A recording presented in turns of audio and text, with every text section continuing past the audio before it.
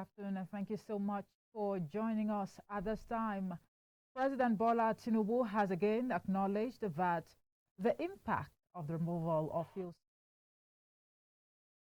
and has affected every sector of the economy, including education. Tinubu, however, assured that the future remained bright, stated these are the 54th convocation ceremony of the University of Lagos. Tinubu, who was represented by the Minister of Education, Professor Tahir Maman, SAN, said the impact could be seen in the high cost of living that has affected parents, guardians, students, and other Nigerians. The Federal Airports Authority of Nigeria says it relocated its corporate headquarters from Abuja to Lagos to reduce expenditures. This is contained in a statement in Abuja by the Director, Public Affairs and Consumer Protection, Federal Airports Authority of Nigeria, Obiageli Ora.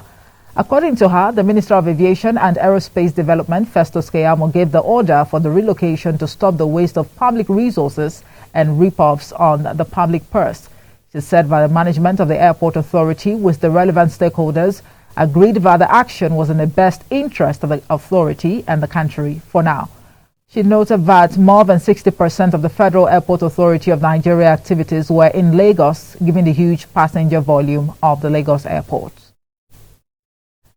The chairman of the Economic and Financial Crimes Commission, Ola Olukayede, has raised alarm about the craze for gratification and bribes among the commission's investigators, noting that he had a process in motion to fish them out.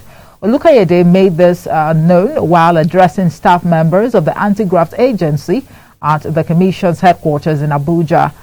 According to the EFCC chairman, public opinion about EFCC investigators is poor, a situation he described as embarrassing for the anti-graft agency. And now from the international front, where Israeli Prime Minister Benjamin Netanyahu says he has told the United States that he opposes the establishment of a Palestinian state once the conflict in Gaza comes to an end. In a news conference, Netanyahu vowed to press on with the offensive in Gaza until complete victory, the destruction of Hamas, and return of the remaining Israeli hostages, adding that it could take many more months.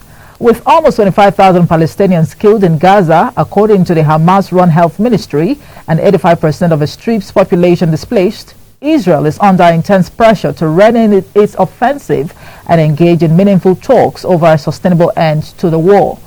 Israel's allies, including the U.S. and many of its foes, have urged a revival of the long-dormant two-state solution in which a future Palestinian state would sit side by side with an Israeli one. In sports, teenager Mira Andreeva saved the match point as she staged a remarkable third-set comeback to reach the Australian Open fourth round. The Russian, 16, somehow beat France's Diane Parry 1-6, 6-1, 7-6, 10-5 despite being 5-1 down in the deciding set and facing a match point on her serve.